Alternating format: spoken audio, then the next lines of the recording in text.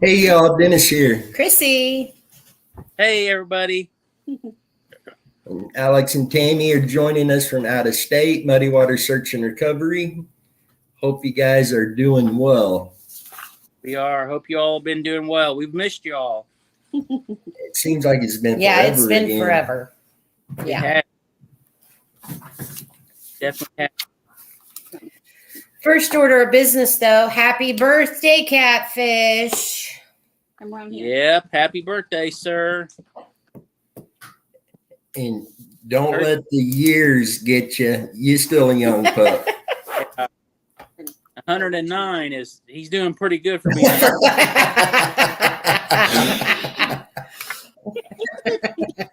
Because you all are nice to each other. Here we go. But guys, thank you for joining us tonight and following along with everything. You guys have been incredible. Those of you who reach out to us with information on these cases, that's been very helpful. The open discussions have been great. And just all the support from everybody has been really incredible. Yeah, and absolutely. we appreciate all of you. If you haven't already, subscribe to the channel, turn the notifications on, like a video, leave a comment, and that goes a long ways in support and helping us get out to do this. And again, to those who have donated, thank you very much for that. All the donations go into the efforts. And tonight is going to be, I don't want to say the last, what we call wide open discussion, but we're going to transition just a little bit and we'll get into that just a bit. But tonight is a wide open discussion. If you have any questions, topics, etc., that you want to throw in the comment section, we will be getting to those. Yep. And we've got several other things we'll be going over with tonight as well. And the first thing I kind of want to talk about, and Dan brought this to my attention earlier today, is you've noticed that a lot of our videos recently has been almost digital. It's been typed and shared over. We're not transitioning to do that full time. It's just time. Yeah. We've all been really busy. Everybody's got the full-time jobs, families, everyday life. And that's just been basically a fast way to get information out to you guys when we were crunched on time. Yeah. So that's not going to be a new normal for us. But through that, we've been able to learn some things through doing that we're going to be able to incorporate that into our normal videos and live feeds. If something needs to be highlighted or something significant, we can pull it up like that as well. So it will just add to what we do. But please don't think that all of our videos are going to go that route. They're not. We just had the last couple weeks, and unfortunately, it's just everything that's been going on in life. And Tammy and we're down here in the Smoky Mountains. We're going to be down here for about a week on vacation. So we just been really busy, and you all have been busy, and we do just want everybody to know that it just, unfortunately, it's been really busy, and we just haven't all been able to spend time together and make videos. And you guys have been busy, we've been busy, and we just we want everybody to know that we're not going nowhere, and don't think that we're switching platforms of how we do stuff, because that is not the case. But we just don't want to, when life gets busy, we just don't want to disappear out of sight. So that's why Dennis has been doing these type of short videos, and it's just keeping stuff rolling and keeping it out there. So you guys are still going to see our faces on these videos. Unfortunately, I'm sorry, but it's going to happen. Oh my God. Your doggies Wow. Oh, wow. Bobby just posted something here. It says, I'm not changing the subject, but did you all know that AWP Jared Lasky was arrested on a 1992 rape charge of 2 girls under the age of 14, and he may lose AWP? What? Yeah. When did this all come out? Right, Bobby, you're going to have to give us a little more information, Bobby. Oh, This is huge in the missing persons world for somebody that carries the, I hate to say, celebrity status of the search and rescue Right. recovery Hi, people. Leanne. Oh my word, that is crazy. I'm sorry. 2 girls under the age of And Missy asked, where in the mountains I would like to meet you all. That would be great. And Nature Lover just posted, it was his cousin. He was 16, 17, and she was 9 or 10. Oh my gosh. That is terrible. Absolutely disgustingly terrible. And now, And yeah, Mark, I agree. Yes, We need more yeah, we need, concrete info on that. but now Nature Lover said his sister has come forward as well. And again, guys, I do want to say this, we haven't confirmed Yeah. or anything like that. Oh, you missed it, Meg.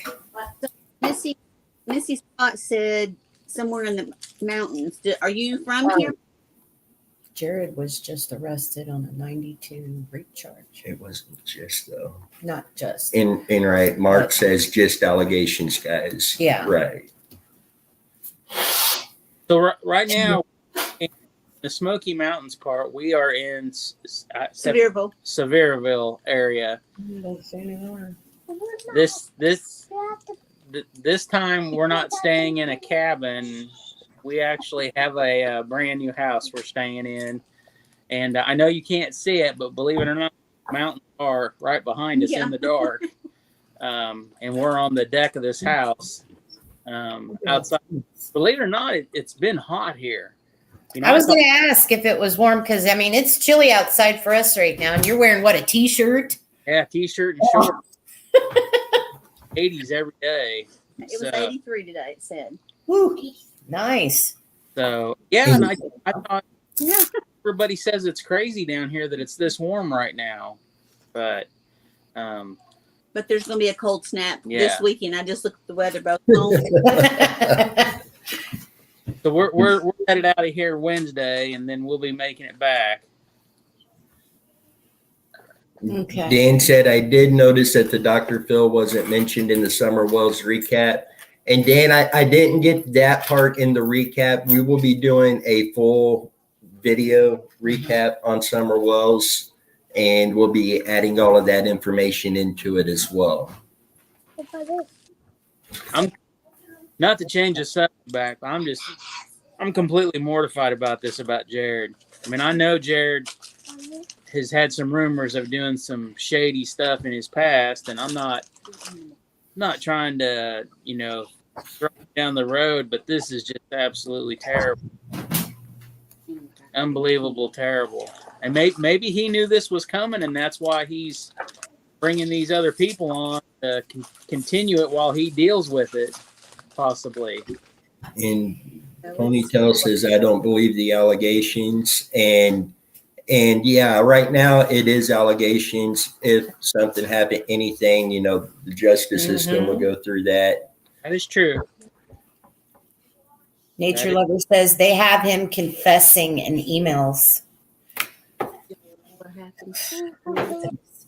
And Missy says, did you see what happened to me? I'm go back and read that, Missy. Oh, that was at the very beginning, I think, right there.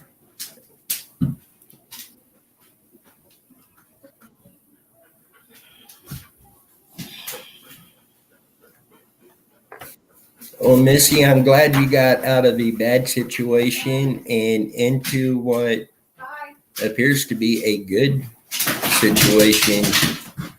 And I hope that really works out for you. Most definitely. Well, goodness, that was kind of a slap in the face. My goodness. Okay. And Let's go guys, back here. I also want to bring up, I've mentioned this several times before, from November 1st until the weather breaks in early spring, we don't actually schedule searches, which means we will still do searches and we'll still be doing searches in this time frame. But with how the weather is, Yeah. it comes and goes. It's so quick here and everything that we don't want to schedule a lot of searches out and then bad weather come in. Yeah. So if it's something pressing, we will definitely be on it, and we will be trying to get other searches in. We just won't be doing what we call our scheduled searches, Yeah. which is normally scheduled 3-4 weeks out in advance. This time we also use to dig into the cases and build a search location lists for each case.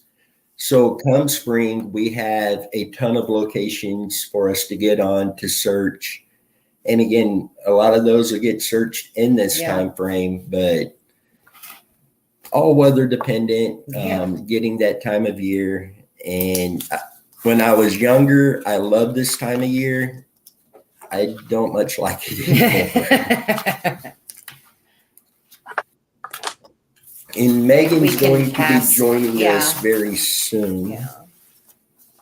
Until she does, let's hop into this one. And she moved it over there. What? Oh, yeah. Okay. We're going to do something a little different.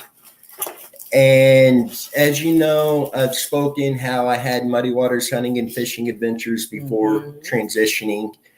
And I'd given the invite if somebody had a kid that was into the outdoors, they could email me and give me a shipping location. Mhm. And I would send them a package, basically a Christmas package of some fishing lures, some hunting calls, etc. And we wanted to do this as well. We're going to do a silent auction type thing. And we've got 2 boxes that we're putting things into. And there's, hard to see, but there's lures, We got there's lures. deer calls, there's turkey calls, crankbaits, topwater poppers. But when you add it all Yeah. up, Another one. Another lure. each box contains over $300 in value. Yeah. And we're going to do this silent auction styles, and we're going to do this over on social media as well. And anybody who wants to place a bid on this could email mwhfa@yahoo.com or text me. That information is down in the video description. And anytime that a bid goes up, then we will jump on and do a quick video, 20-second video to let you know the amount that it's at that point. And all the proceeds of this will be going towards our efforts with Muddy Water Search and Recovery. Mhm. So it's just something different we're going to try to do and see how it goes. And the auction will end November 20th at 3 p.m. And then the 2 highest bidders will get the 2 boxes. And there's a lot of good stuff in there, guys. You put most of them together, didn't you? Yeah. All of them together. Yeah. So, yeah. Handmade. And we'll announce the 2 that night on the normal live feed, November 20th as well. So just something a little different we're going to try to do and just see how it goes. It sounds awesome. We might have to get some more items thrown in there on this. Yeah. We could do that. And Dan says, "Oh, Dennis, I did go to Edmond to do some searching on Batman because none of the bodies found on that compound didn't match his DNA. So I'm thinking he may be in Arcadia Lake."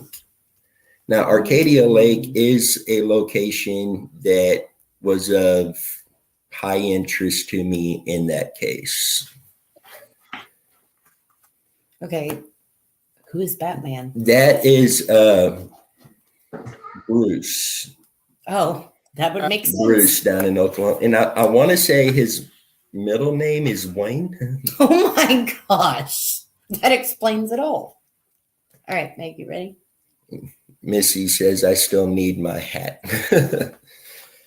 My hat's gotten comfortable. It got Yeah. rather attached to me, and I'm definitely attached to it. So, guys, I'm going to turn this over to Megan for a quick minute. And We could she break wants her to away from the discuss some football stuff. game. Chiefs game right now. What Meg, is the we're score? waiting on you. Huh? Can we have an update, Chrissy, on the score? What's going on? It's 3-0. Us. Yeah. All right. Get your stuff. I'm coming. Break away from the TV. Hi. Hi, Meg. Bruce Jacob is his name. Thank you, Dan. Oh. All right. He's throwing me on here right now because I have some new stuff to show for my Etsy stuff. My Etsy account.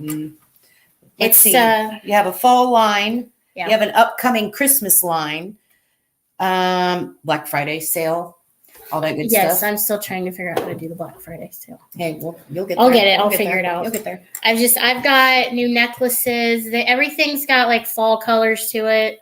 This one I didn't realize I made it look like a cow. But I've got necklaces.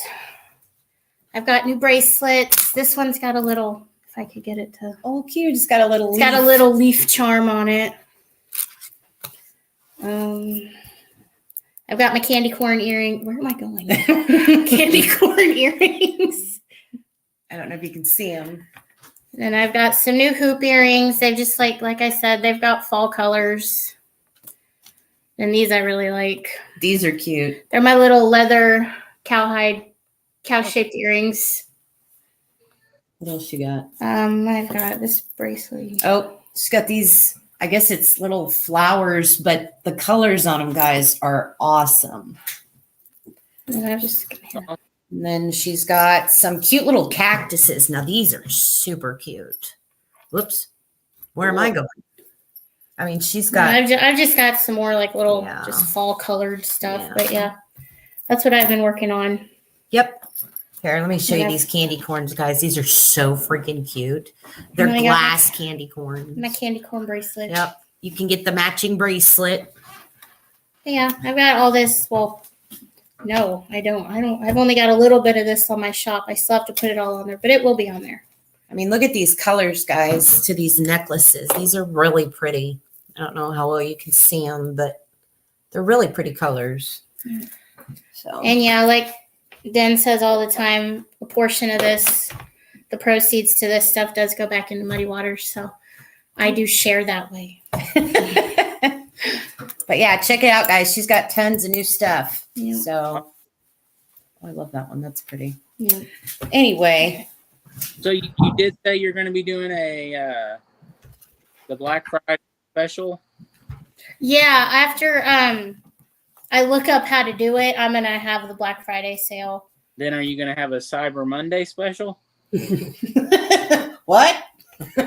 I should probably do Yeah, that too. why don't you write that down? I always I forget didn't even about think about Cyber that. Monday. Oh yeah, those are huge. I Yeah, always that's a good forget. idea. Yeah. Tamara says, so cute. Yeah. Yeah, that's Some what I've of been working those- on. Might look good on Alex, Megan. That's what Bobby Well, said. Alex, if you like turquoise, these Oh, will you're work in, good. yeah. Tammy likes boys. I don't know, these candy corns might I look know. cute. They're so cute. These little glass candy corns. Anyway, cute Yeah. stuff, guys. Please check our website out. Definitely. You need beads, I have a lot. I Oh, always take beads. So if you just want to get rid of them, I'll take them. yep. You want your chair back? Nope. Because I have to get Center of attention. I don't want to be the center of attention. Bye, Meg. I'm going to sit here. Oh, she's coming back. I'm not the star.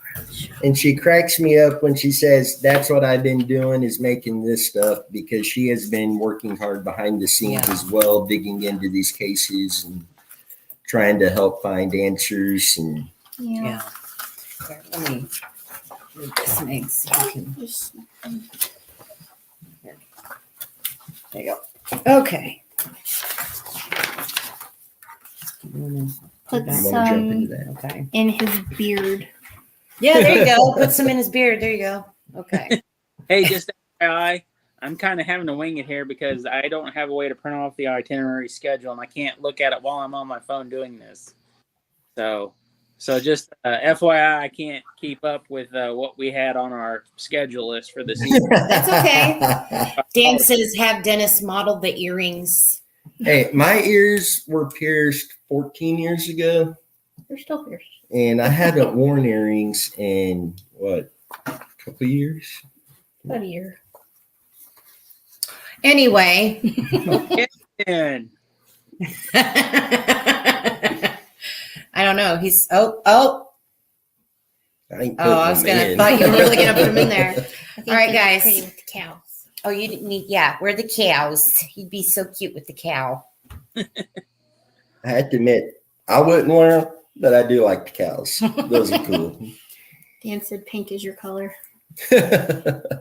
And Max says behind the scenes is just as important.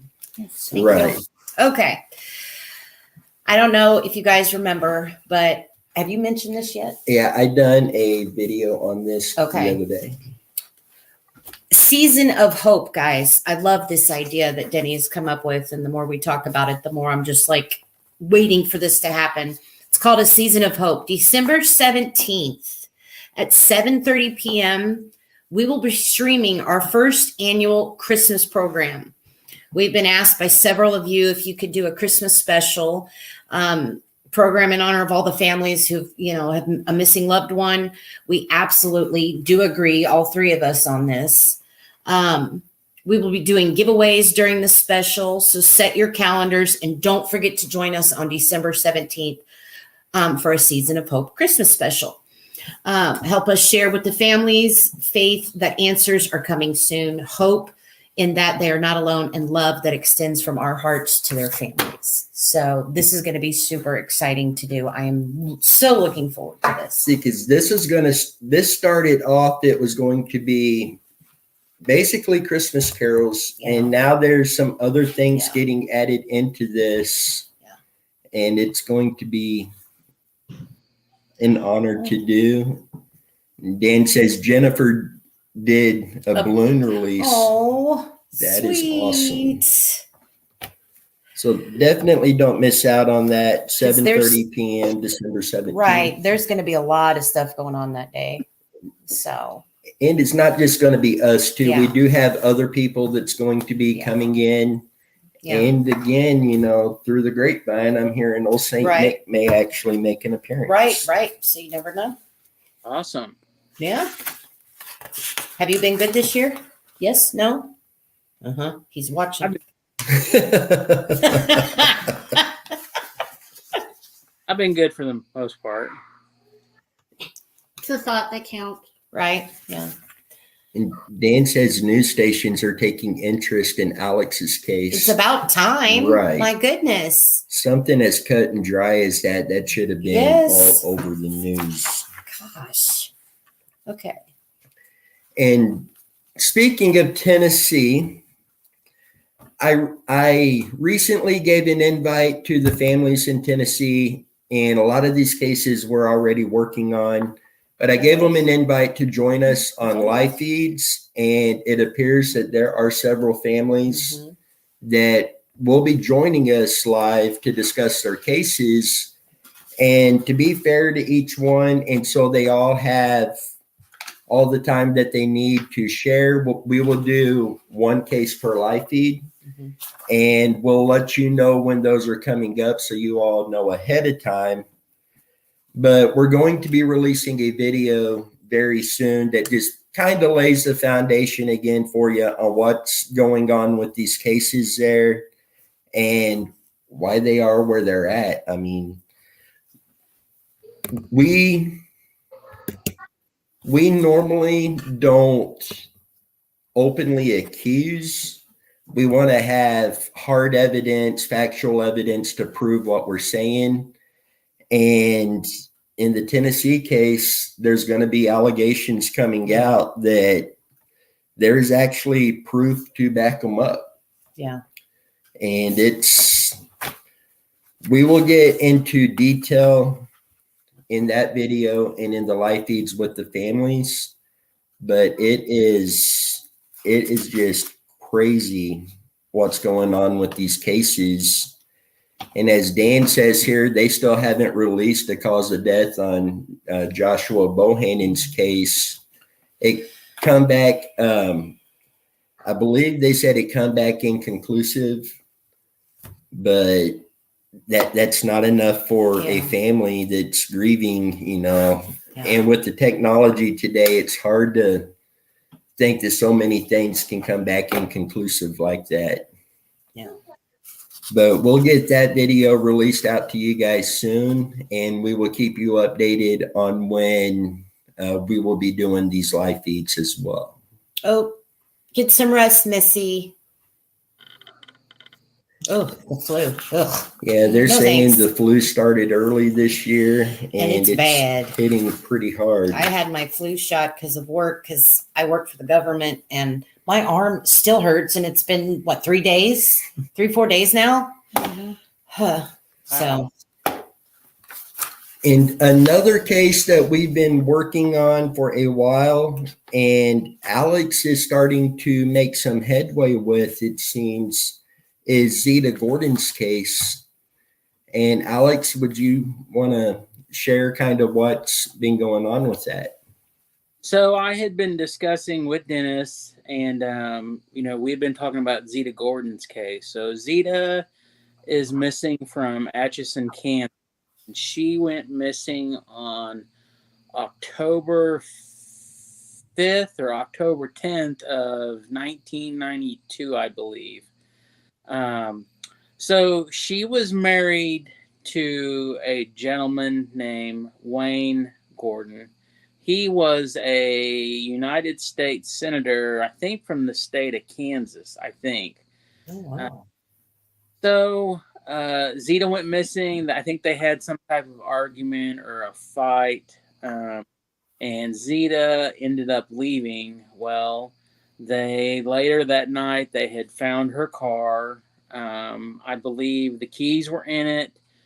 I don't know if the car was running or not. I'd had to, and unfortunately, I can't pull this stuff up on my phone and go over my notes. But basically, they found the car, they found the keys in the car, and either the car was running and the ignition was on running, or just the radio was on. But she had a bag in there, like she was going to be leaving. They found it that night, and I believe 2 of her children. She had 3 children with Wayne, and 2 of the children, I believe, found the car at an abandoned farmhouse somewhere. I do not have the location of that. They never found her. They had some reported sightings of her, supposedly, I think, in Johnson County, Kansas, or like Overland Park, Kansas, somewhere like that. A couple reported sightings of her. But she was never found. And I think her husband had her legally declared dead in 1996 or 1997. And then a year later, he remarried. And then either on the date that Zeta declared dead or the date he married his second wife, he committed suicide. So we have came up with an idea of possibly a place that she might possibly be. And I have been in touch with people who own this piece of property.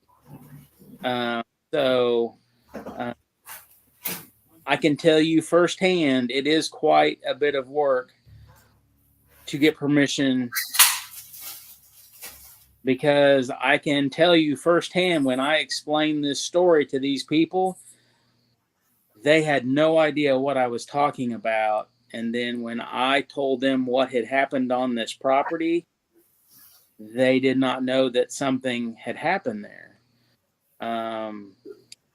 So basically, I've been in contact, and it's been 2 weeks since I've talked to them, but I'm not going to say they've ghosted me, but I truly caught them off guard when I explained what had happened and why I would like to gain access to this property.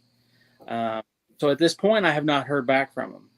And I had gave them all the details. I had sent them newspaper articles.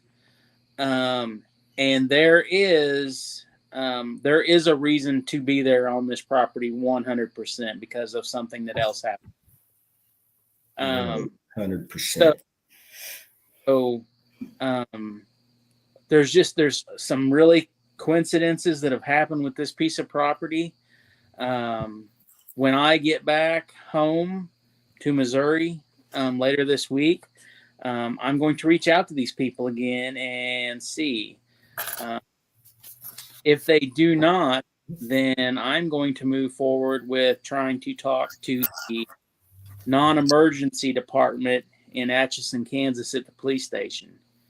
And I've got a couple of questions. One of the questions is I want to know if they would be willing to release the information to where they had found her car. Because I want to see where this car is compared to this piece of property that we would like to gain access to. And then this piece of property, I would like to see if they would give us the information on another incident that had taken place at this property. So I just want to let people know that, this is my first part through Muddy Waters where I'm trying to relieve some of the work off of Dennis when calling, emailing, writing, trying to get permission. It's a lot of hard work because I can tell you 100% up front when I spoke to this gentleman and I had told him about some of the events that possibly took place at this, he was literally silent for like a minute. I mean, literally he didn't say anything. And I had to ask if he was still there. And he said, I'm here, and I really caught him off guard. And I said, there's some diehard proof of some events that happened on your property. And I said, this piece of property that you have the ability to help us with. I said, I'm so sorry to call you and catch you off guard like this, but, we're looking for some help and assistance in this to gain access to this property. And like I said, I totally caught him off guard. He was quiet, and then I started forwarding some newspaper articles and some stuff off missing people's reports about Zeta. And he was just totally blown away. I believe that's what you'd call it. So, I just want people to know that there's lots of times we talk about trying to get permission, and sometimes we make a call and we get someone to answer, and sometimes we don't. And, writing letters and, basically driving to somebody's property and trying to knock on a door and ask. It's a lot of work. It's just not as simple as us hanging up and, believe it or not, calling your friend and saying, hey, or calling a distant cousin that you don't get to talk to all the time. Because when you try to tell them the reason why, if they have no idea, it catches people off guard, and it really does. And I can tell you that the day that I called this person, I sat in my garage working on one of my ATVs.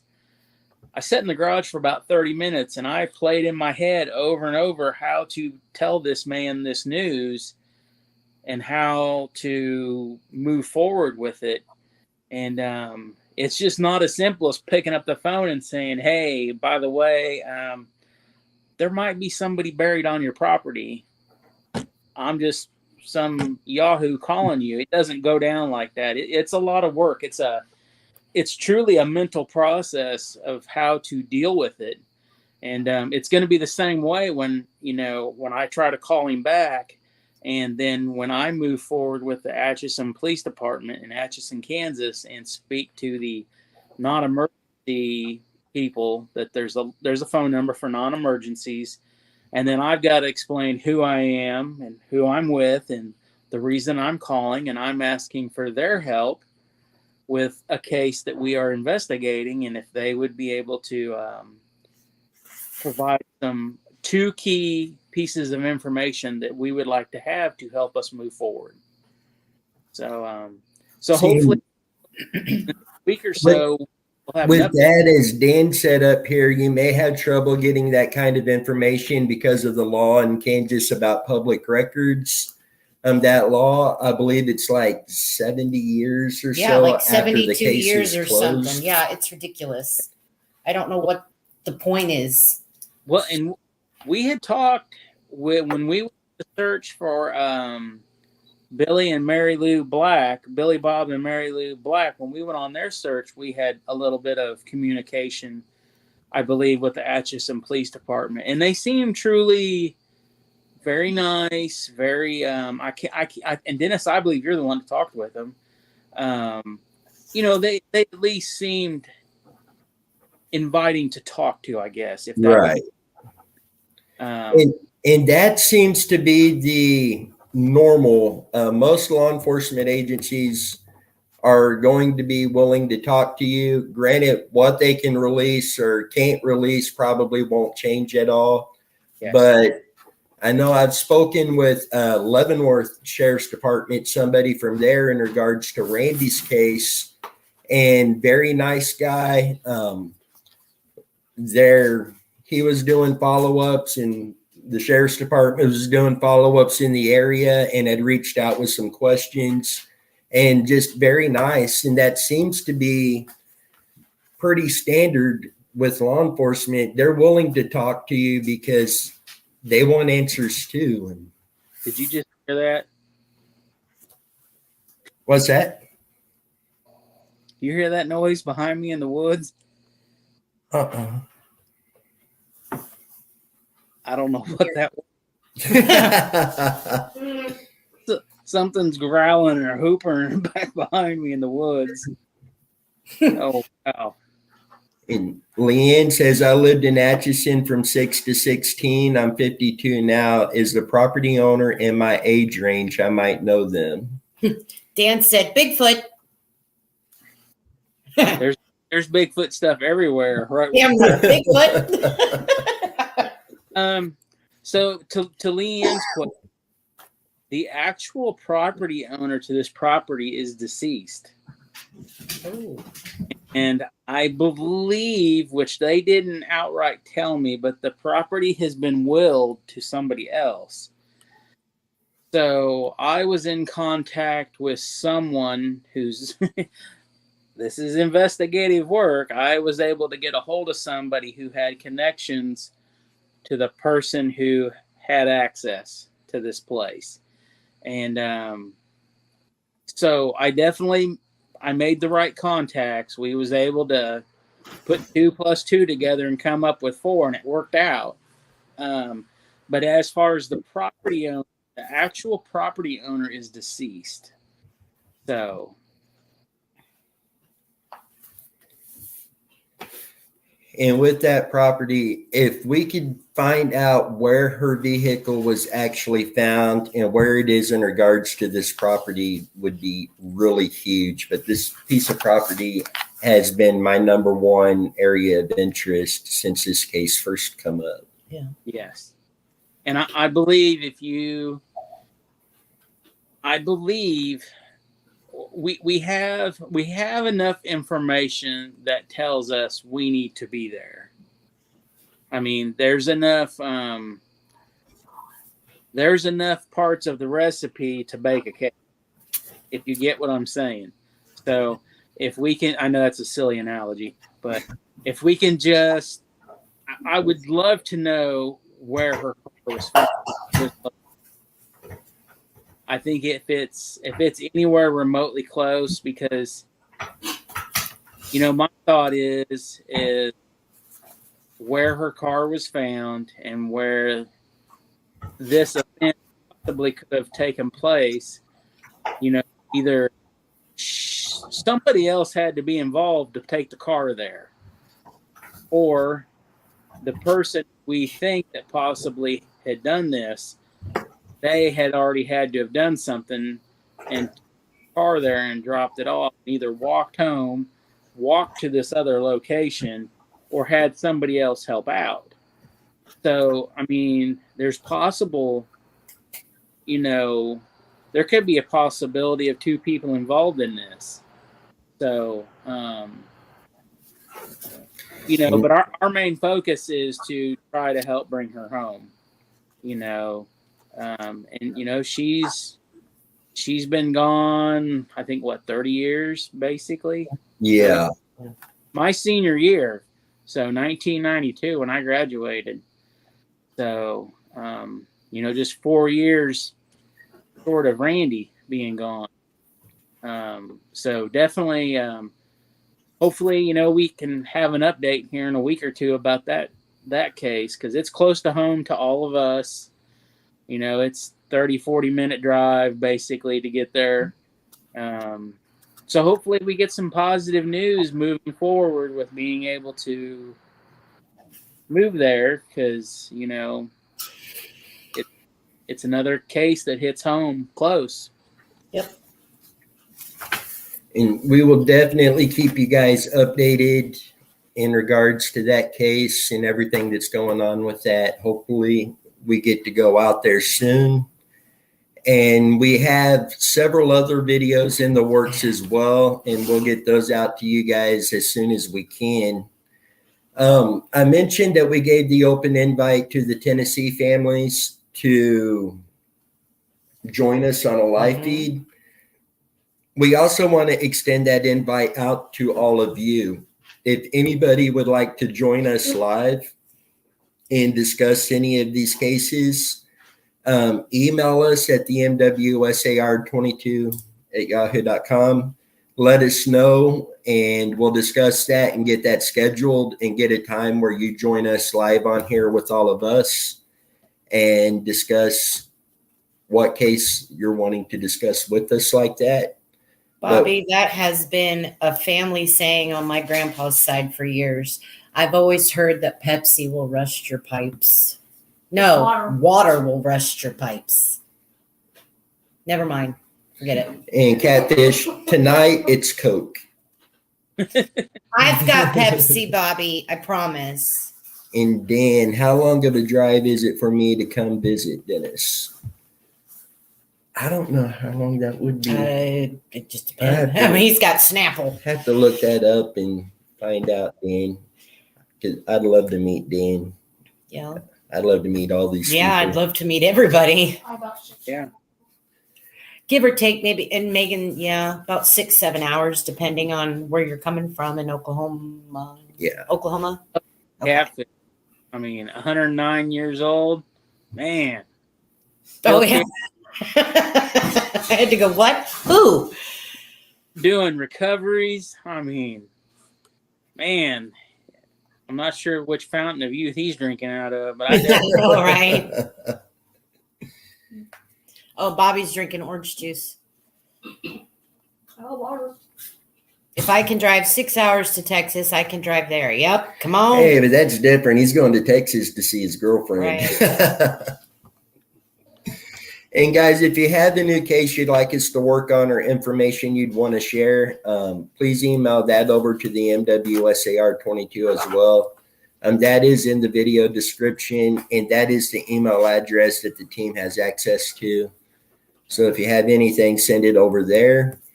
And also, please remember, as we're coming into the holiday season, the families who are missing their loved one, this is a really hard time of year for them. So let's remember to keep them in our thoughts and prayers. And also keep those who are out working hard, trying to find their loved ones for them. Keep them in their safety in your prayers as well. Yeah. But really remember these families. This Yeah. is a really hard time for them. Yeah. Oh, Huh? Dan says they split up. Oh, Sorry, Dan. Sorry to hear that, man. And Leanne says, I'm still willing to drive up and join y'all live. And she's eating an apple cider donut. Yeah. Does that count? Yes, ma'am. It Only does. if you bring me an apple cider donut. Oh my That goodness. sounds these are good. so good. Hey, I- And Dan said, "Oh, I'm sorry, Alex. What Who can see this? Can you all see this here? are those pretzels? They are. They're pretzel bites. Oh, wait. We got you beat. Oh, It's full of popcorn. oh no. These are different. These don't have peanut butter in It's them. not peanut butter. These have brownies in them. What? Oh. Oh wow, your popcorn's looking pretty Ooh. puny. I don't remember my caramel corn. was flat. Just like a normal pretzel bite with peanut butter, but inside Oh, they are those a Tennessee thing, Tammy? Never seen them before. Huh. Dan says bacon maple donuts. Those, yeah, I've had those. Those are good. Oh, that is my favorite. Yeah. Favorite. Yeah. Catfish is going to St. Louis in April for 3 weeks. Mhm. Catfish, you're not going to be far from us. Yeah. About 4 or 5 hours. we've got somebody that wants to set in with us here behind us. Somebody Volunteered. Oh. oh. So this is Tammy's daughter, Taylor. So Taylor has done a lot of watching stuff, with missing people, and we talk a lot about a lot of things. So like she's known about Randy's stuff. Come meet time. her. Come meet her. Her daughter. Well, it's nice to meet you. You too. And she's sitting right there where she can kind of reach up and smack Alex. Yeah. I like that.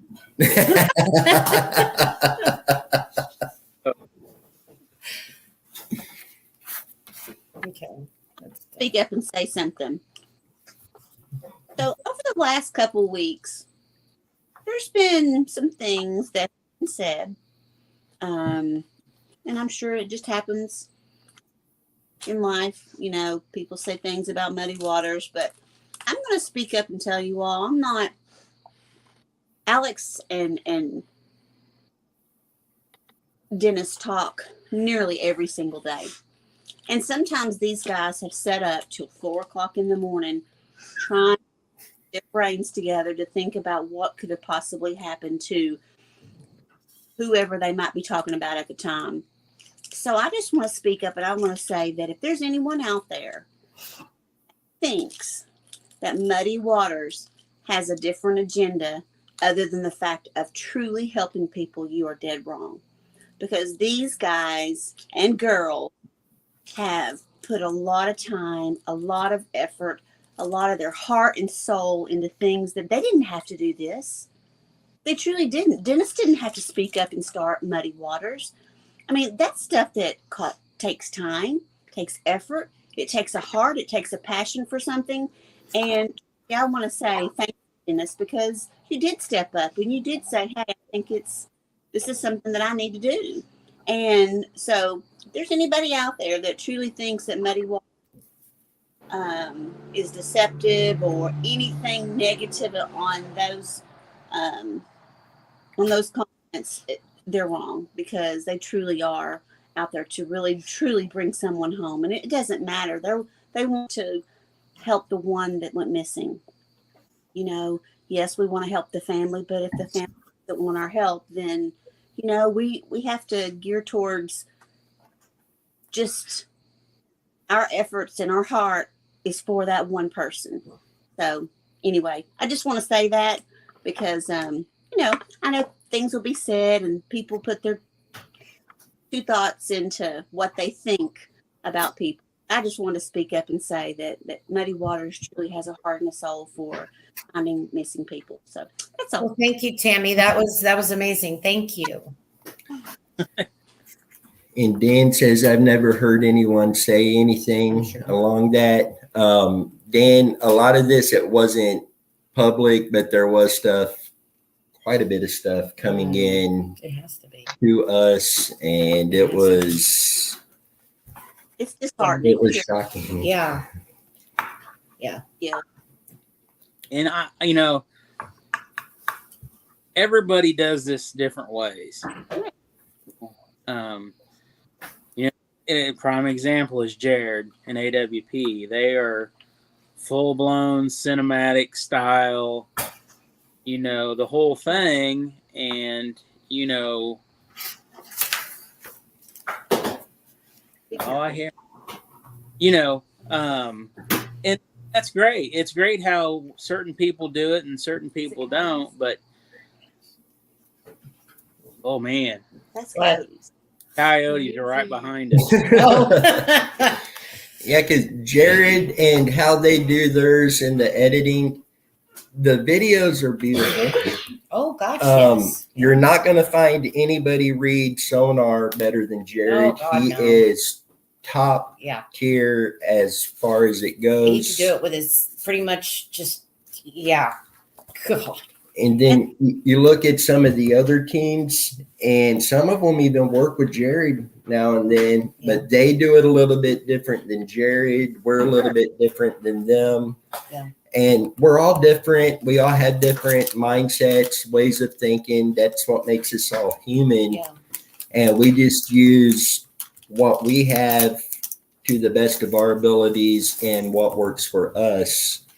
That's Because right. what works for us ain't going to work for them. And what No. works for them ain't going to work for us. It's just human nature. Right. And, hats off to everybody who's out there trying to help families across the country. Yep. And Absolutely. the world needs more people like that. And the bottom line is we all need to be working together. If just like many a times he has called the police in certain areas, he has made phone calls, he has emailed, people that have actually found people in those areas because Dennis knew where to look for them at. Right. So, he didn't think about, having the glory of finding that person. All he was worried about is actually getting the info that he had to people that were there on the ground searching, and they found them and they brought them. And so we all of us that are in this, we all should be working together. Because if we all came together, can you imagine what we could do, what we could accomplish?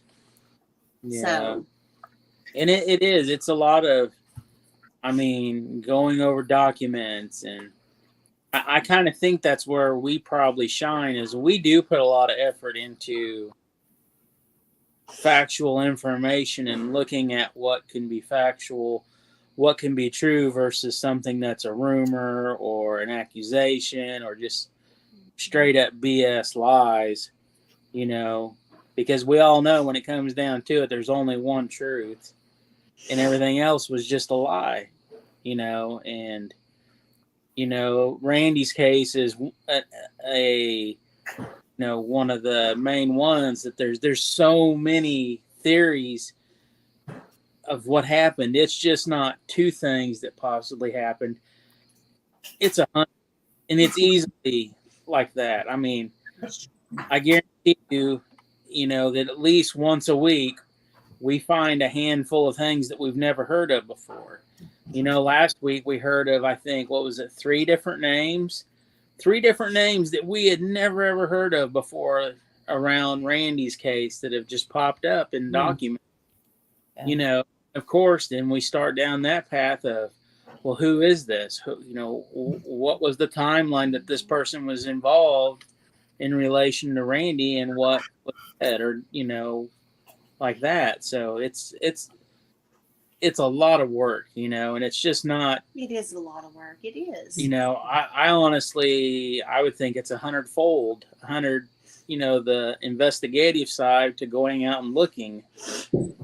Actual boots on the ground, because if we don't decipher what we have on paper or what we read or what's out there, then we can't make any decisions just to show up somewhere and look. We have to have, we have to have the information through reading and talking about it to make decisions where to go, you know, Yeah, and what.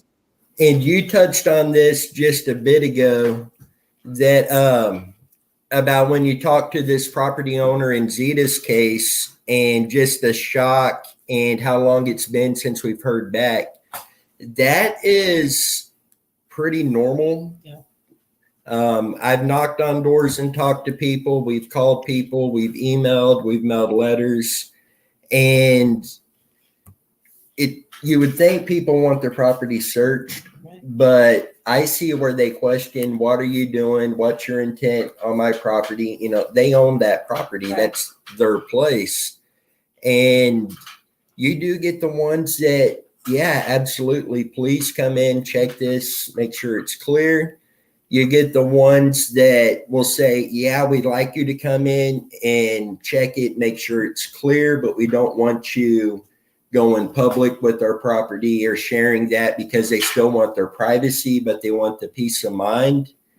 And then I've had it to where you guys don't even come near my property. You better not be on my property. And I mean, you get everything with this, and none of them have been the same. It's been a different experience with every family that I've talked to get permission to search. And it's just, I mean, it's a lot of work and a lot of mental preparedness. And you think you're prepared when you knock on this door, and It's always something. Yeah, it's a different feeling. So Yeah. Well, I hope with Zeta's case that, you know, like I said, they haven't reached back out to me, and I gave them emails. I gave them, you know, I did everything to make sure that they understood that, you know, I was being serious about what I was, you know, trying to ask them about and stuff. And I think, I think it really caught them off guard. And I just think that I think they're just really maybe bothered by what I told them. And because it is a public place where this possibly could have happened. And, you know, I hope when I reach back out to them that they will talk to me. Hopefully, you know, they've just been discussing it amongst these people, and they will, hopefully they will open their arms and say, yes, you are welcome to come here and take a look. And, you know, hopefully they'll be there, and they'll do it, and they'll let us do it, you know. Ann says, hello, everyone. I've been watching your channel for a while. I watched to see how Randy's case is coming along. I do have a question. What did Jim Haddle and Steve look like? I do have a picture of Steve, I believe, saved on my computer. I will try to get pictures of them and do a video or put it over on the community page of the channel and try to get those up for you. Dan says, that's what the problem is with Molly Miller's case. That would be Molly Miller and Colt Haynes. Nobody wants anyone searching their properties. And right there, you don't want to search any properties. It kind of makes you look like, why? What are you hiding in a way? Just an automatic. Yeah. And Exactly. then Mac here, a shock factor. Yep. And one thing that we've learned with Randy's case when it comes to properties being denied, I want to use the Bishop case as an example here. They knocked on the door. She denied access to search the property. They done a video out on the road there explaining that access was denied, and everybody immediately jumped to the conclusion that they're hiding something because they won't let Adventures with Purpose search.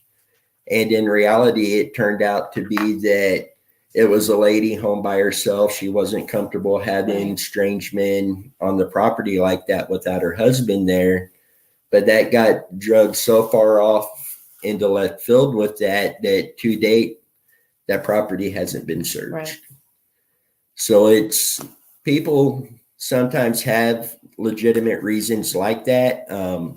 Megan wouldn't be comfortable with 3 men on the property, Right. home alone. Right.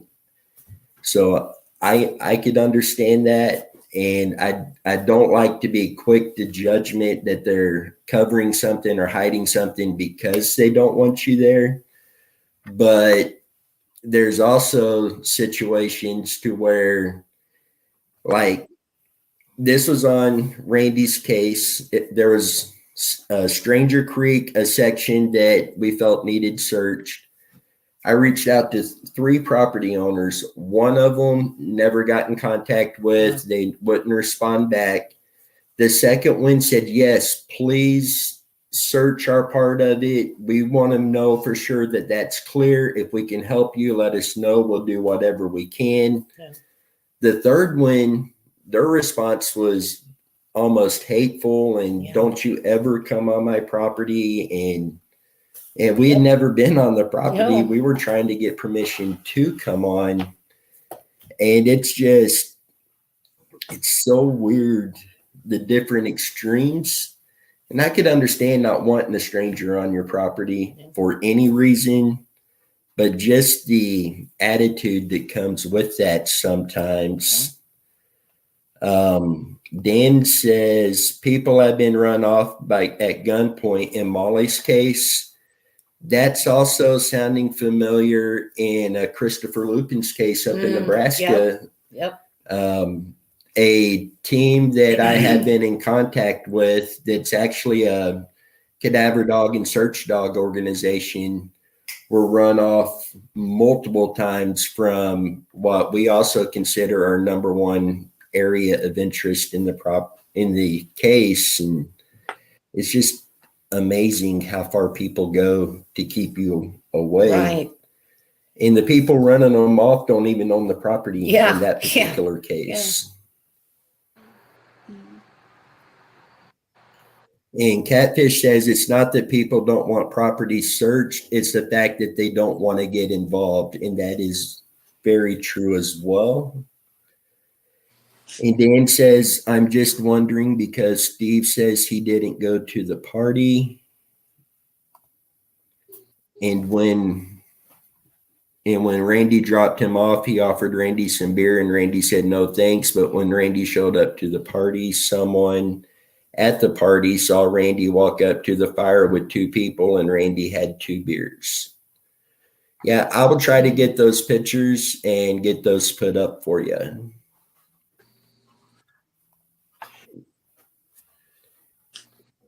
And a beer in his hand and a beer in his shirt pocket. Yep.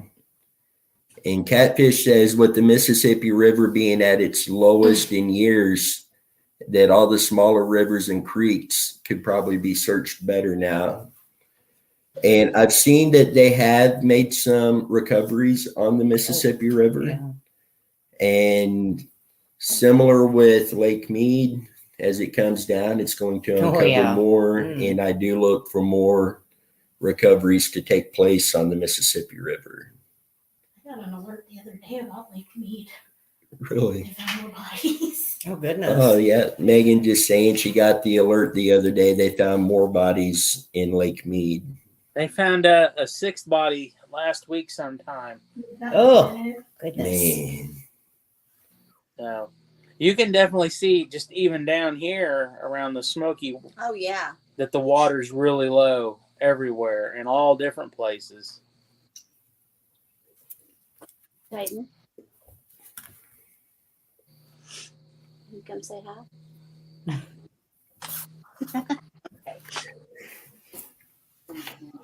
And while I'm thinking about it and talking about all these people being found, a topic for an upcoming live feed that we're going to be having, and I don't want to place a date on it yet, depending on when Tennessee families are going to be joining us live. But we've been noticing an alarming uptick in missing persons cases across the country. Yeah. And we will be doing an open discussion live feed where we discuss this uptick. We'll go over the numbers, what areas seem to have the most going on right now. what's happening in those areas at the times that people are going missing, and basically what we could all be doing to try to help reduce these numbers.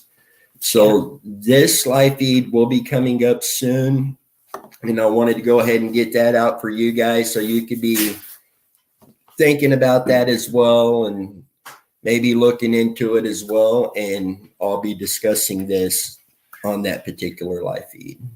See, Dan just posted, I would love to know how many could be found in the kill zone by Yellowstone. We were just talking about this the other day, weren't we? How many we would find in that area. I would love to take a trip out that way sometime. Yeah. And, but if Alex goes to Tennessee and has a Bigfoot walking up behind him, no telling what we'd find out there. Right? Hey, there's those metal Bigfoot signs all over here. I saw some today. Our grandparents just got a couple of signs they put out on their house. Yeah, entry as you come in the driveway, and then they've got a Bigfoot metal that's attached to the tree now. So, yeah.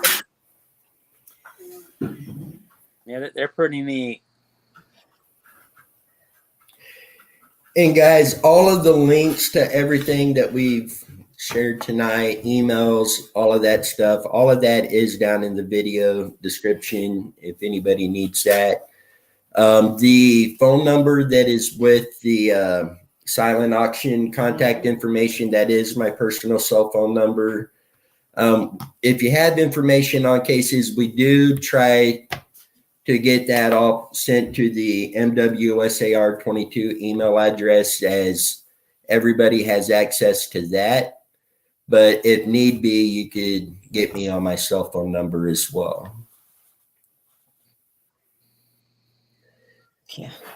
Catfish says, if we all had the money Dennis has, we'd be over at Alex's house For supper every night. Hey, if we're going to Alex's house, that means Alex has the money, so we can go to Alex's for supper. Okay, I think out if everybody brings a side, okay? Right, yeah. And I can tell you firsthand, they can cook very well. Goodness, yes, yes. And that reminds me, we need to get together soon. Yeah. Yellowstone has one of the highest number of missing people in a national park. I would think so, because I love listening to stories about that. How many stories have we listened to on our folklore show about missing people in Yellowstone? They just disappear. Yeah. So, and we've even talked about that at times, what it could possibly be. I'm not going to go into detail, but I mean, we've thought of some crazy things. It's the highest number of people missing. It's unbelievable. Well, one of the most well-known cases of a missing person in a national park is here, and that's Dennis Martin from 1969. He was only 4 or 5 years old and went missing, and that actually took place. I just looked it up. I'm going to try to go there tomorrow to the actual site where he disappeared. Oh, wow. It's like 27 miles, through the mountains to where he disappeared at. And,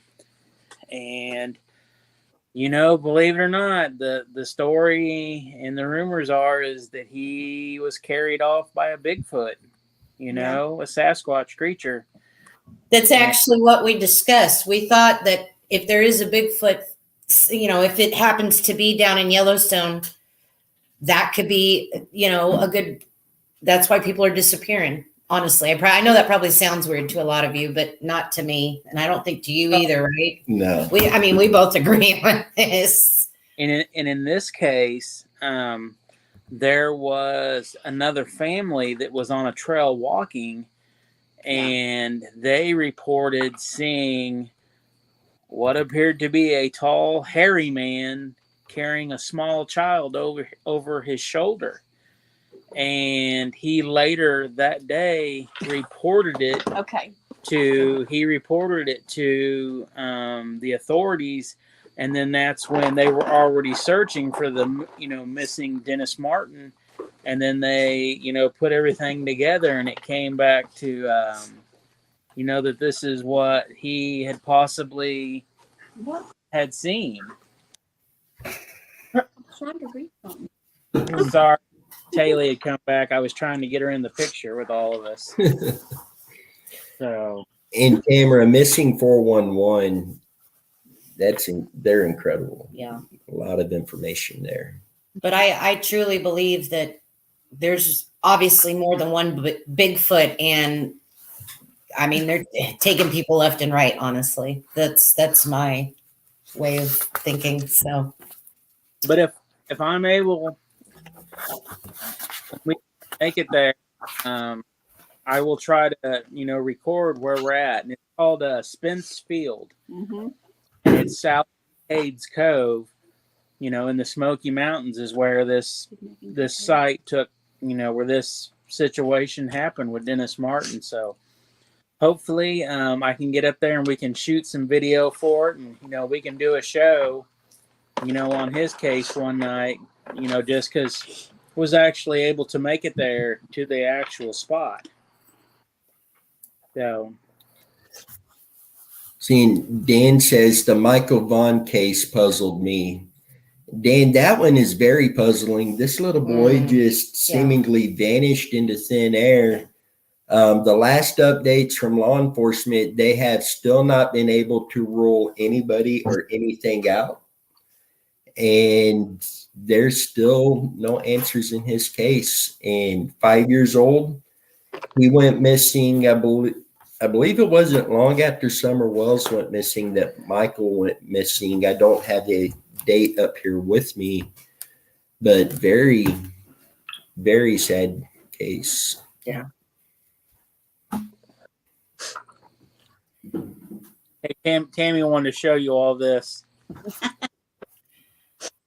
that is so cool. We're gonna have to figure out how to find those, Meg. The brownie stuffed pretzels. I can't believe they have those. Are they really good? I'm assuming they're good. Yeah, that's why we're. I figured, yeah, duh. But oh wow, If y'all were we don't like them. We just wanted to show them to you. We'll put it this way: they would bring you some home, but Alex is going to eat them on the trip back. Yeah. I'll definitely take pictures with the information. So, Tamara, how's your husband doing?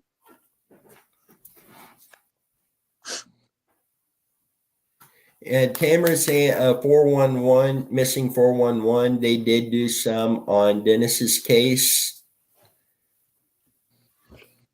yeah.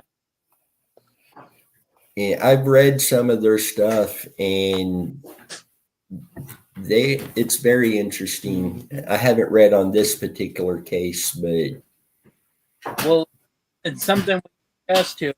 We do have a connection to his story. So Tammy's stepdad was only 16 or 18 years old, and he was on the search team that went out looking for Dennis that day, because Tammy and all her family is from down here originally. This is home. So, we do have a odd connection to this story, of someone being on the search team and all that. So it's always been an interest, in the world of missing people. Wow, that's cool. yeah. Let's see. And then we know Catfish, his law enforcement background, he's done a lot of searches for people. Yeah. And he's been very helpful in sharing yes. tips and information, different things to look for. Dan has been very helpful as well in looking into these cases.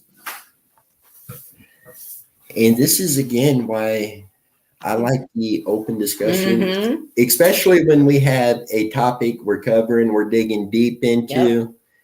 And that's going to bring me back to the very beginning of this when I said we were going to restructure a little bit how we do our live feeds. We will still occasionally just have a wide open discussion live feed discussing anything, but most of our live feeds starting in the near future, for sure after first of the year, we'll have a topic that we dig into. And we haven't been known to share actual theories very much, simply because we didn't want to start rumors. Sometimes theories are taken and people believe that we're trying to push something as fact. So that's what we tried to avoid. But we are going to be diving into some of our theories. We're still not going to openly accuse somebody without proof. But we're going to dive more into our theories and kind of show you where our theories come from, how we got to that point, and then discuss with all of you guys your thoughts on if this theory is valid or if it's something that should be put over to a side burner. Even if it's a theory that I don't think happened, and I get this a lot in several of the cases, somebody could say, I think this happened. It might be something that is, for me, totally off. Yeah. But that doesn't mean that I discard it. We do keep that. We do break it down and go through that to ensure, because until it's proven with facts one way or the other, we don't know. Right. But we will jump into sharing that it is a theory. Tamara says you do a great job saying this is a theory before discussing. Thank you, Tamara. And that is something we will continue to do to ensure that it is known it's a theory. Did have an instance to where we did kind of share a theory on a case to where we were going to be looking a different direction. And then it gets put out that we're saying something completely different than what was said. Yeah. So we've just tried to be careful with that, but we will be diving deeper into these. And I mean, we're going to have to dive deep if we're going to find answers. Right. And we want to dive deep with you guys because you guys have been so helpful in these cases and the discussions and everything. And I think also is there's been times where Dennis and I have talked about things, and Dennis looks at it as one way, I look at it as another, and it's okay if we all don't agree or disagree, because in the end it's us talking it through and people working together. And, that's how we work through the facts. That's how we look at stuff and how we discuss it. And, how we think of, I think it happened this way. Well, no, I think it happened this way. Or, no, I think this person is possibly, their remains are here. Or, no, I think this person is with these other people that all their remains are there. Believe me, guys, I've heard these conversations. So what Alex is saying is spot on. I am thankful for everybody else, that does this. There's so many people that work on cases, and being friends and talking and discussing and working together, and that's how we work through things, Sometimes it takes 5 people putting their brains together. Yeah. Yeah. See, and I'm so thankful for the two of you because, and this is an example, there's things that we may see differently, but we're able to discuss that together and explain it and understand where everybody's coming from. And at the end, we might not still agree on a theory, but it's not well, you're just wrong because I think this. we keep our theory, we take yours into consideration, and vice versa. That's the whole point of this. Yeah. So, absolutely. In doing that, I've seen things differently than what I was seeing it, just because you saw it different Oh. and was able to explain it. Right. And it's like, where We did do that, that. come from? There's times we can be discussing one case, and I'll get on the phone with Denny and say, Denny, that just does not sound right. Well, you got to see it from this point. Okay, I'll listen. It still doesn't sound right. And we've had that in a couple of cases. Yeah. You believe yours, I believe mine, and that's just how it goes. Right. So, And she's hard headed too. yeah. So, Perfect is Randy's case. I mean, I 100% believe that Randy is not in water. I just don't. I mean, we know that the water was low that year. It was a drought. The levels were low. Everybody the following 2 days was out searching in airplanes, ATVs, by horses, I think, by foot, groups of people walking. I just truly believe, that Randy's car, they would have found something. I just, with the water being so low that everybody has discussed and there's records of it, I just don't believe that he went into the water anywhere. So now everyone knows Unless Alex's theory. the exception would be in somebody's pond that legitimately has never been searched. Right. But as for creeks, the river, all this, I believe that somebody would have seen the car tracks, the tire tracks. They would have seen vegetation that had been pushed through, rolled over, driven through. They would have looked at the mud. They would have looked at the sand entering into any body of water where he possibly could have gone in. I just don't. I mean, that's just part of it, and that's looking at the facts and looking at it, and that's just something that I don't believe. Now, I know that's your conclusion, your personal conclusion. but others believe that, right. And that's okay. And it's okay. It's okay, to discuss things and try to understand them and talk through it and work through it. Seeing Catfish commented on there, because Catfish was one of the first people I know that come out and said, guys, he's not in the water. I don't believe he's in the water. That was his theory from the start. So, yeah. At first, I was still 50-50. As far as Stranger Creek goes, I don't believe he's in Stranger. I agree. No. The Kansas River, I'm 95% certain he's not in the river. Like Alex said, somebody's pond that hasn't been searched. It's possible, but with the drought that was going on, those ponds are going to be low too. Yeah. Somebody's going to see tracks going in. Right and now, as low as they were, they'd see the car itself. Right. If they're anywhere near it. I still 100% want to move forward with this experiment with trying to find a 1985 Dodge 600 car. I think it was a genius plan when I heard about that, because I thought, how many things we can experiment with that car once we get it.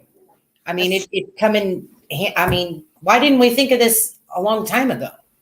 Well, it's one of those things that all these accusations, rumors, these theories, all of this, that's something that we can do and we can try and we can have truth. Yeah. We can try to recreate, we can recreate driving through brush. We can recreate driving through grass.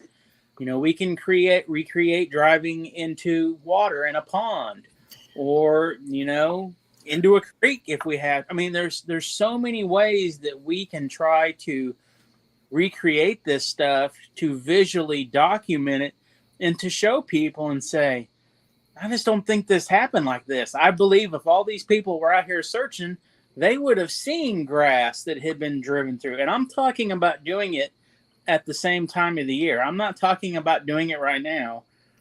I'm talking about trying to do all this stuff in April. physically the same weekend, time, date that this stuff all happened. Okay. Tamara said, since the water is low this year, has this helped with searches? It's back and forth. Yeah. We haven't had a search location right now that would put us on one of those bodies of water. Alex has been working to get permission on the Zeta Gordon case. We have a few other locations we're trying to get permission on Randy Leach's case and on Crystal Kipper's case. So we haven't been out on the water yet. Hopefully in the next week or two, hopefully I'll be able to go out, and I want to go back just to be able to confirm 100%. I want to go back out to Stranger there outside of Tongi where all the small caves are, and with the water down, seeing what we can see there. We need to hurry then because it's Yeah. November. Right. So. And then Leanne said, Lee flat out said the car was crushed by the Irwin friends in Kansas City. So, Tamara again says, very interesting theory. Where do you think the car could be? The car itself, obviously it could have went to the crusher. And then I also think there's a strong chance the car could have actually been buried. Couple of the locations we're working on trying to get permission into go along with that theory as well. Yeah, because there's a lot that can go along with that theory of why we think that. So, Yes. Mhm. and then Bobby said, what did Bobby say? All the rivers and creeks that they found other cars in older than Randy's car. Why have they not found his car first? Because his car is not in the water. Right. I Yeah. think if it was in a creek or the river, I think it would have. Since 88. Oh, yeah. And when you could contact the NOAA. That's what I done. And they sent the weather records over to me for the time frame that Randy went missing. Right. It was dry. It was Shade very and dry. You're going to find something. And we can bring up the NOAA in another case that we've looked into, and that would be the Crystal Kipper case.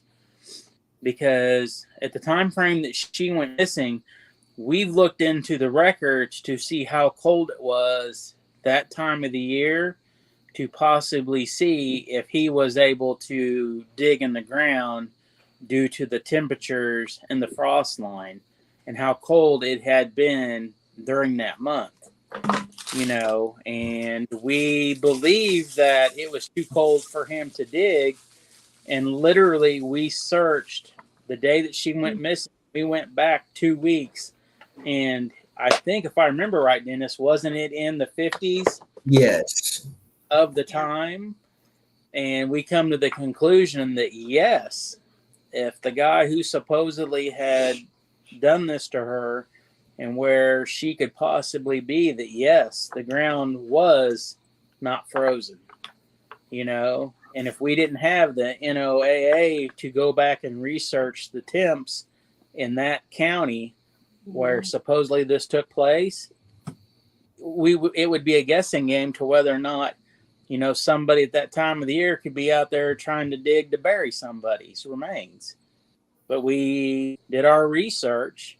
And I believe it took us a good hour and a half that night of looking and discussing and talking that we was able to finally be like, holy crap, it was warm. Right. That whole 2 weeks before that the ground wouldn't have been frozen. So that's part of it. That's part of the real investigative side of looking into cases and trying to understand what possibly could have happened to somebody.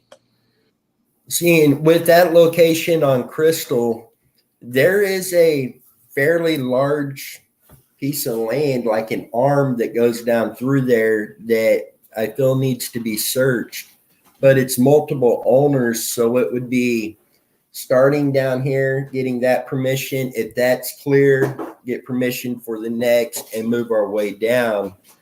But with information that's come in on it, I believe we've got an area narrowed down Yeah. that really needs to be checked. Because Bobby said Randy's car is on an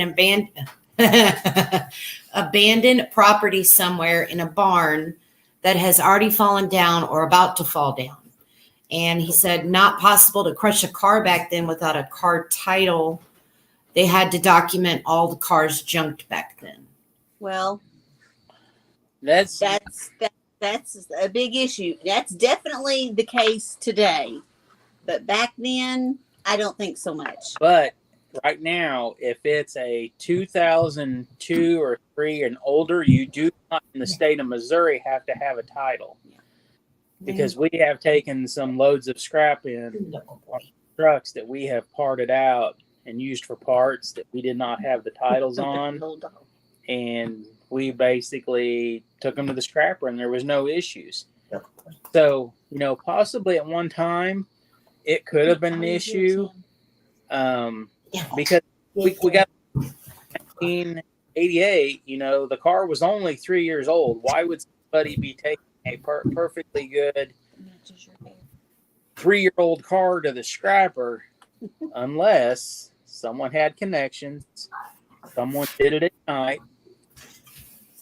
And it's not like you can just go throw on a switch. I mean, it takes a lot of effort to get something up and running, to crush cars, shred them, and do all this. So, I mean, there could possibly be connections. We're not saying there isn't. It's just one of those things that we have to look into and keep investigating. And Leanne says, I think I told you, I think the car was buried. But I mentioned Lee saying that because he's gone now. I kept her messenger. I do remember that conversation, Leanne. And, I think it's extremely possible that the car is buried. Tamara says to bury a car, it would be easiest with heavy equipment, but a metal detector could help locate it if you knew where to search. Right. And Tamara, that's what's led us to 2 different properties right now. The thought that it could be buried there, and we would be using metal detectors. Leanne says they own the crusher, so who would be checking titles? So back Leanne making this statement, who is the one that owned the crushers or the crusher? I mean, Lee made this accusation that the Irwins, but who is the person that physically supposedly owned it? That's a good question. Yeah. Okay. And Tamara says, I agree that arm of land feels like a good lead. John, hey John, how you doing? Hey, John. John says titles were not required till 15 years or so in Kansas. If a car is 30 years old or wrecked, they still don't require it today. Oh my goodness. And Catfish says there are no chemicals that will kill the dead flesh of the human body without burning that said body. So if the car was crushed, the smell would choke you badly. Oh. Oh, wow. Well, that would be if he was still with the vehicle. Right. So with that, there's a chance that Yeah. Randy would be elsewhere. Yeah. Titles were not required. Wow. Go figure. And like John said, when we researched on that, that's what I had seen Right. as well. Right. But yeah, Randy's, we've got several places we're trying to get permission to get into. All but 2 areas right now that we want to search is private property. So we do have to have permission to get on those. We've been trying to get it. Hopefully that comes through soon. I would really like to get these properties checked to know one way or the other about those. Because basically every property that you're able to clear, while you didn't find answers you're looking for, you did find answers, and it helps narrow down on where Randy is. Every place that's cleared is one less place he can be. Leanne just said the Kansas City Friends of the Irwins is all I know, but Lee spent a lot of time with Kim. It was one of the issues with us breaking up. Okay.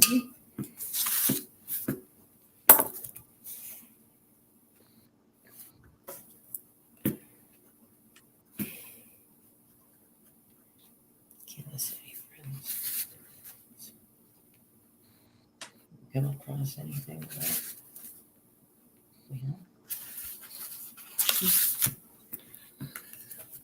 That is the first bit of notes I had taken down on I know. Kansas City people with the crusher. Look further into that. Yeah. That definitely is going to need looked at and dug through and see what answers can be found there. Yeah. So we need to go back and get a yellow pages and a white pages from 1988 so we can look and see what businesses were listed as, auto recyclers, salvage, crushers, parts dismantlers, and see if we can come up with owners' names, or the name of the company could possibly be the last name of the owners. So if it was Smith Auto Recyclers or Smith Scrap Metals, Right. Because John just said, did the list of people at the party include the Friends of the Irwins? So I've seen multiple lists that had people that were supposed to be at the party. Jennifer, everything she's compiled, which has been incredible. I will get with her and see if she has a full list and see, but you've got lists that has everybody or people that was supposed to be there, maybe not everybody, but then you have people coming out and people saying we're at the party, but we was never at the party. And I mean, you'll have 8 different statements from 8 different people that so-and-so was at the party, that so-and-so says they wasn't at the party. It's a mess.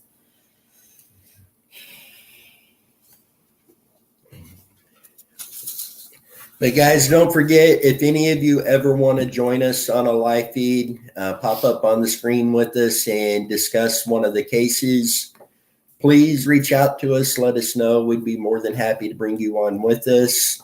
Leanne, we will work with you to get a time scheduled that we could all meet up and do a live feed as well. And I look forward to that. Leanne says the Irwins used to live near Harmon High School. Might be an area to start looking for the junkyard. Thank you, Leanne.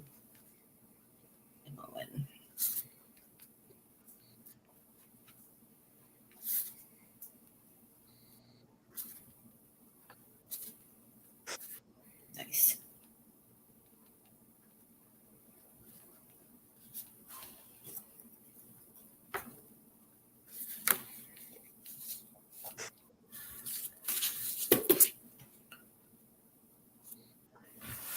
So, guys, is there anything anybody else has?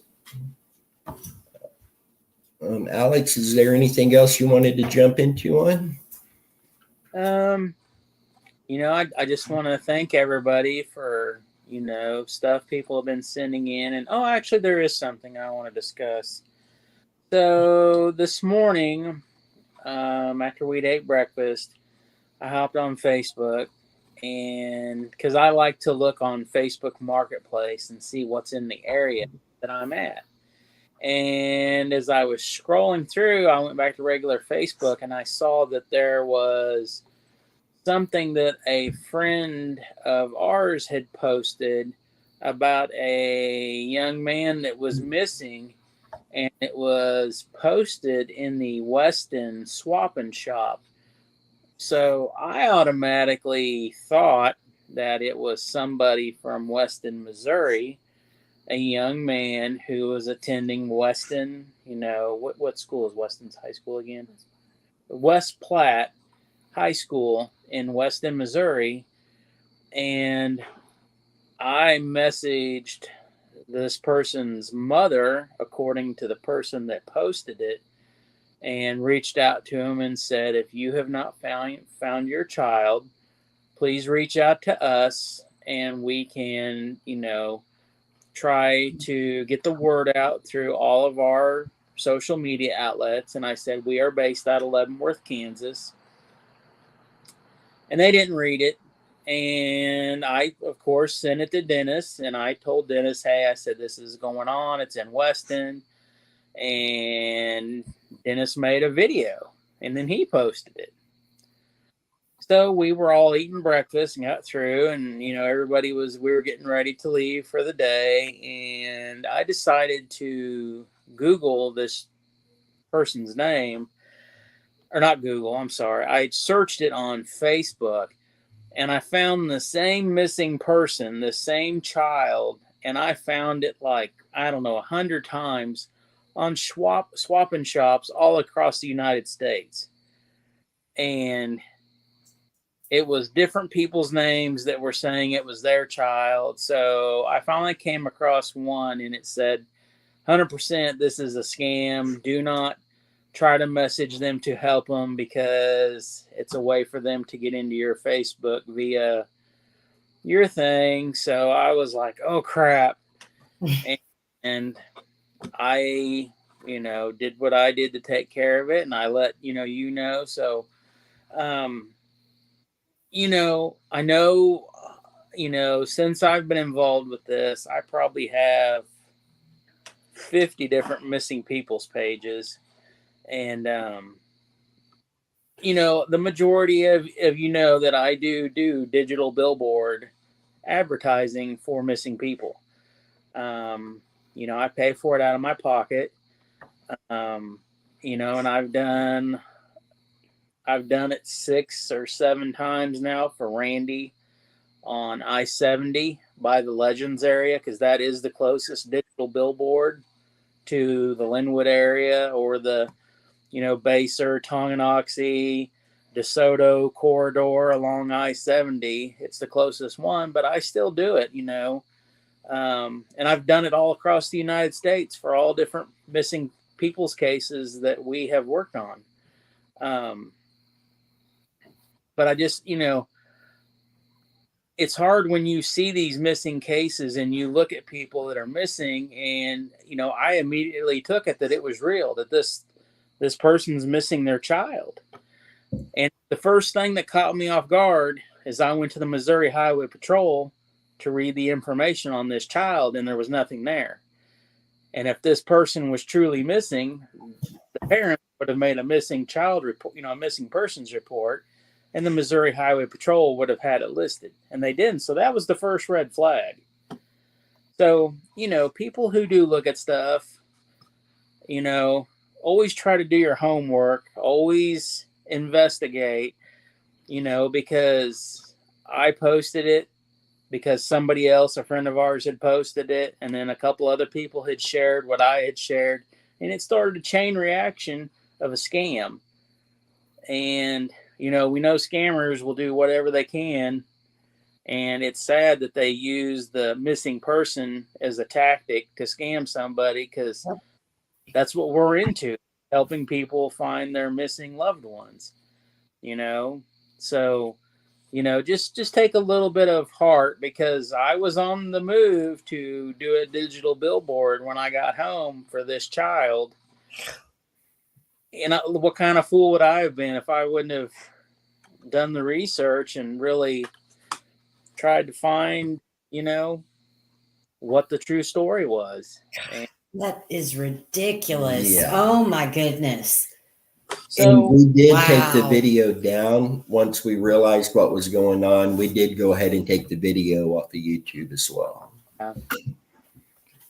So John asked, how much are the billboards cost for Randy? So basically, it is, I do it through Blip Billboards, and Blip Billboards rents space on digital billboards that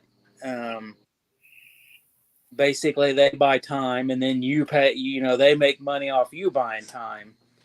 So, like when I do Randy's, I set a budget, and it's all based on a budget per hour or per day. So sometimes I set a budget of $20 a day, and then you can choose the schedule of what time the digital billboard will run your ad.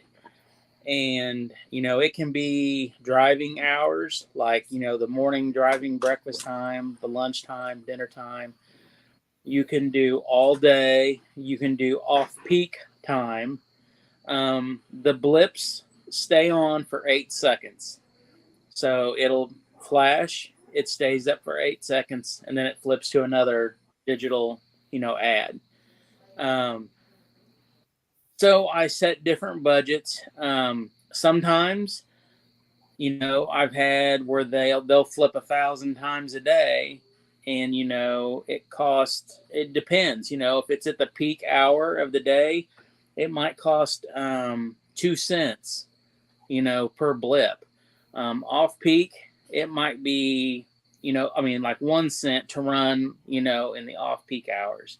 So there's different times, there's different amounts, so I just set a budget of like $20 a day. Sometimes I do $15 a day. And I've had a couple that have done really well. I mean, tremendous amounts. And then sometimes they might they might blip, when it flashes for 8 seconds, 7 seconds, and then it's gone. They call it a blip.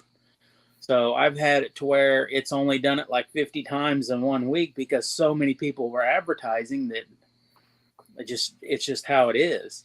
The downfall to this is it's not everywhere in the United States. Like in the Kansas City area, there's 8 different digital billboards you have access to. Down by Wichita, Kansas, there's like 8 or 10. Springfield, Missouri, there's a handful. St. Louis, Missouri, there's a handful. So not every person that's missing, if you go to their hometown where they went missing or the location they went missing, I've had tons and tons where there's no digital billboards nowhere. So unfortunately, I can't do anything. So I just work through our list and I just add people. If I can find a digital billboard that's 10, 15 miles away or closer, I'll usually do it. I've had 2 cases that we've done where the digital billboards, I was able to get 2 digital billboards, within a couple miles of these missing people's home address, and I've had great response with the, getting the blips where it's done thousands of times a week. So, it just depends on what time, when, where, the location. I mean, it's all a factor in it.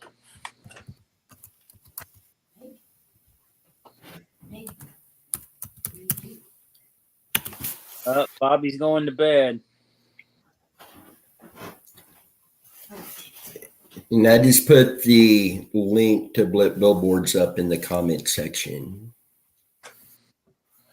But I've reached out to some other, digital billboard services.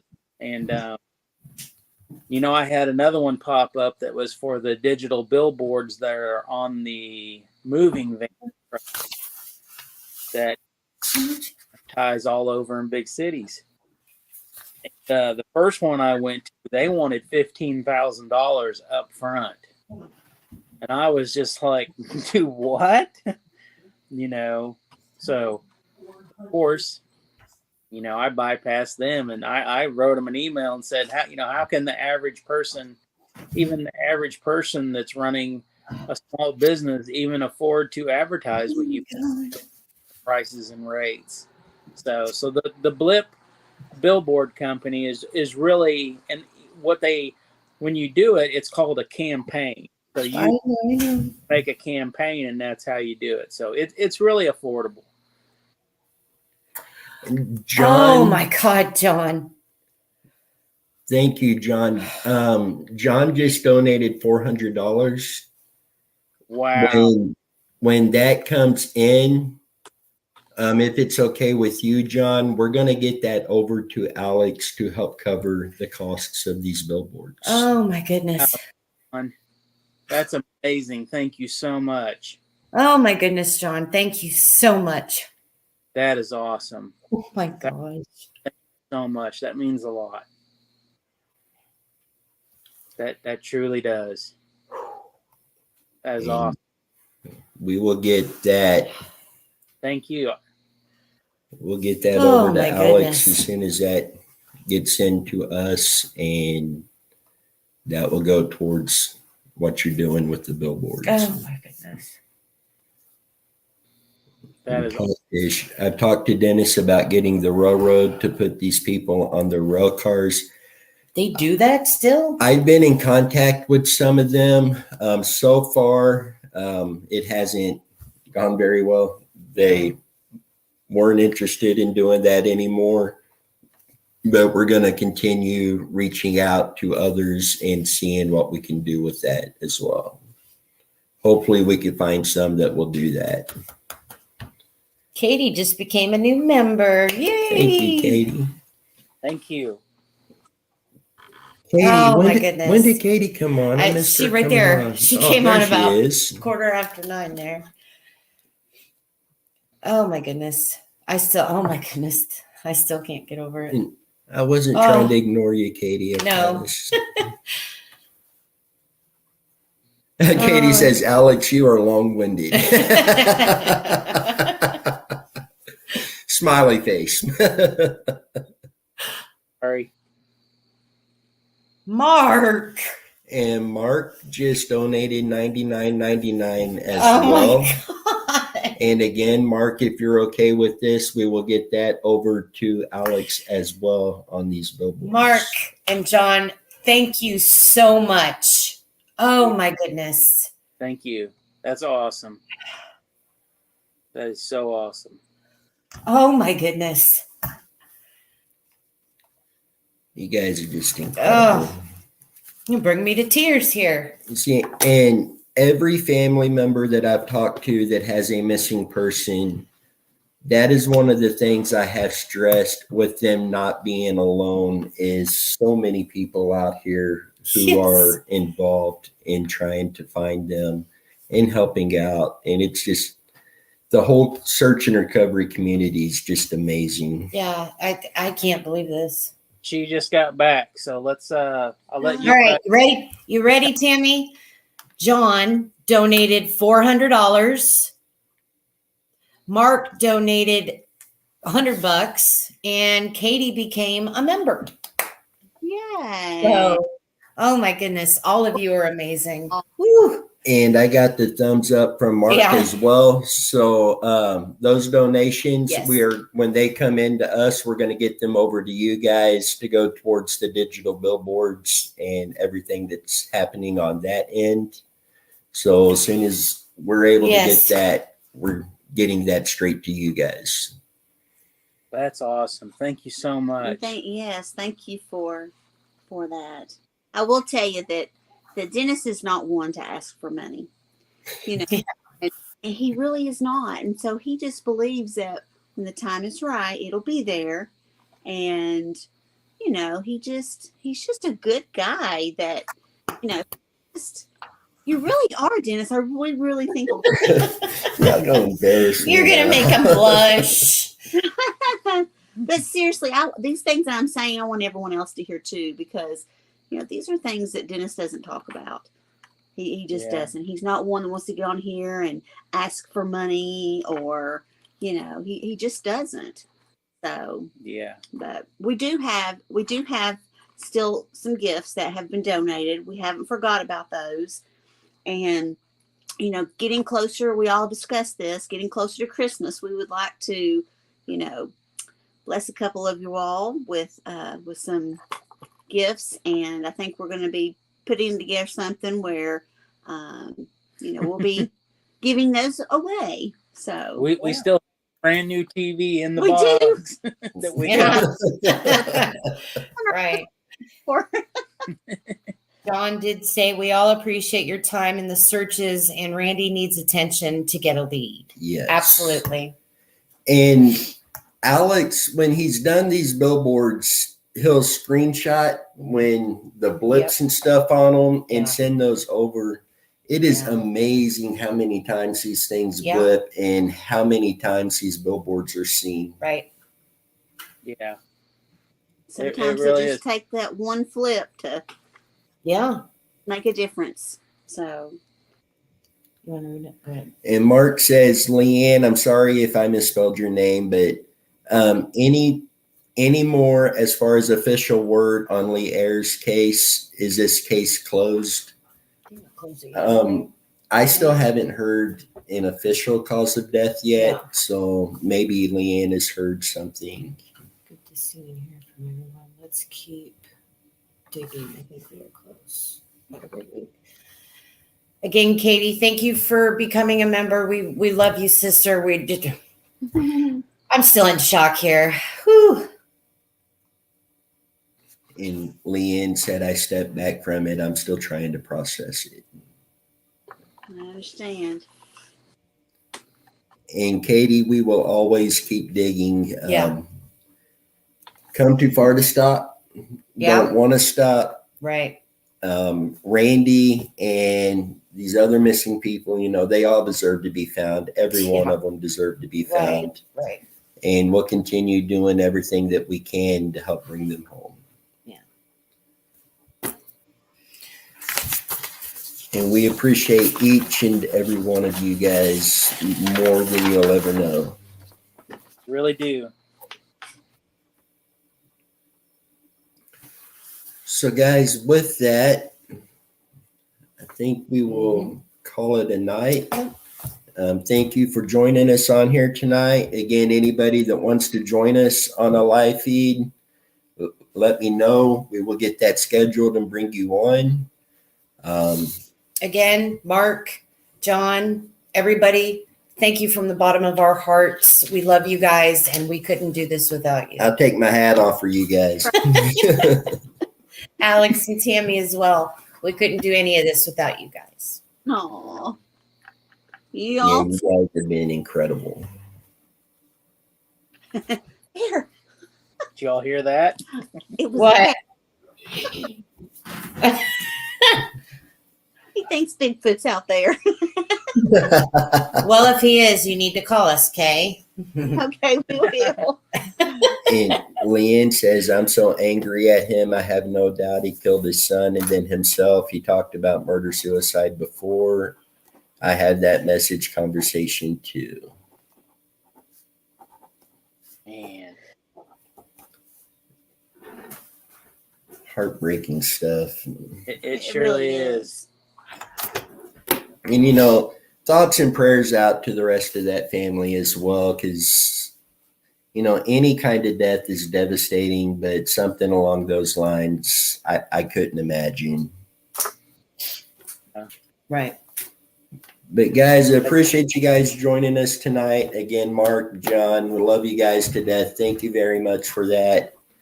And until next time, you guys stay safe, and we will see you guys down the road. Thank you, guys. Good night. Hi, everybody.